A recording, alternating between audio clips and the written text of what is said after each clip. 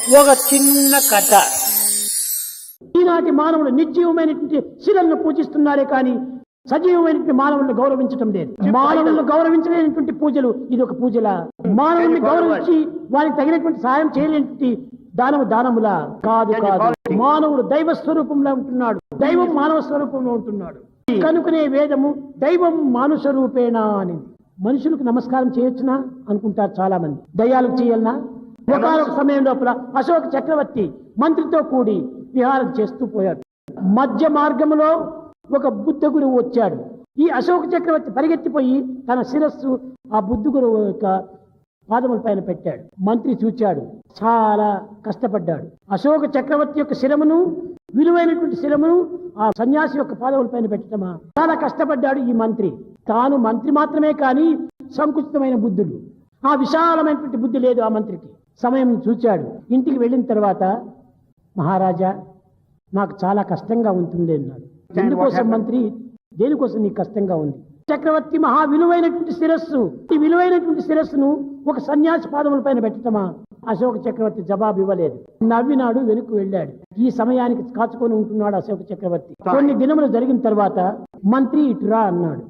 నాకు 3 శిరస్సులు కావాలి అన్నాడు. ఏమిటి స్వామి? తప్పక నేను తీసుకుని వస్తానన్నాడు. ఒకటి మేక శిరస్సు, రెండవది టైగర్ శిరస్సు, మూడవది మనిషి శిరస్సు. 3 తీసుకుని రా అన్నాడు. వెళ్ళాడు. ఏదో ఒక దగ్గరికి వెళ్ళాడు, మేకను కొట్టాడు, శిరస్సు తెచ్చాడు. అడవికి వెళ్ళాడు, వేటాడాడు, పులి శిరస్సు తీసుకుని వచ్చాడు. శ్మశానానికి వెళ్ళాడు, బూస్తున్నటువంటి ఒక శవం యొక్క శిరస్సును తీసుకొచ్చాడు. ఈ 3 తీసుకుని వచ్చి రాజుకు చెప్పాడు. రాజా, నీ ఆజ్ఞ ప్రకారం నేను తీసుకుని వచ్చాను. ఈ 3ని రేపు మార్కెట్కి తీసుకుని అమ్ముకొని రా అన్నాడు. మార్కెట్కి పోయిన తక్షణమే మేక శిరస్సు ఎవరో బిర్యానీ కొనుక్కున్నారు. తిండిపోతున్నారుగా, కొనుక్కున్నారు.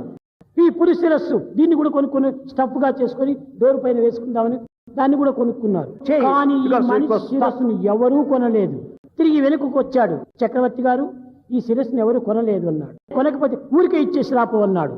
ఫ్రీ ఇచ్చేసిరా అన్నాడు. దీన్ని కూడా ఎవరు అంగీకరించలేదు. అప్పుడు తిరిగి వచ్చి, మహారాజా ఊరికి ఇచ్చినా కూడా ఎవరు తీసుకోవటం లేదన్నాడు. జీవం ఉండినంత వరకే ఈ శిరస్సుకు విలువ ఉండినప్పుడే మహనీయుల యొక్క పాదముల పైన శిరస్సును పెట్టి ఆ పవిత్రతను నీవు అందుకో. జీవం ఉండినప్పుడే ఈ శిరస్సును సద్వినియోగం చేసుకోవాలి. పెద్దలకు నమస్కారం చేస్తే ఏం తప్పు వచ్చింది? దీన్ని అనేక మంది నాస్తికులు కానీ యాస్తికులు కానీ దీనికి విమర్శిస్తూ ఉంటారు. కేవలం తెలివి తక్కువ పని. శరీరంకు కావలసినటువంటి గౌరవం ఇదియే. పెద్దల పాదదర్శనమే సరైనటువంటి విలువ. కనుక శిరస్సు అంటే ఏమిటి? శిరస్సు అంటే సంపూర్ణ తెలివితేటలతో కూడినటువంటిది. దీనిని ప్రజ్ఞానం బ్రహ్మ అన్నారు. ప్రజ్ఞానంతో కూడినటువంటి శిరస్సు. ఎంతవరకు? ప్రాణం ఉండినంత వరకే ప్రజ్ఞానం.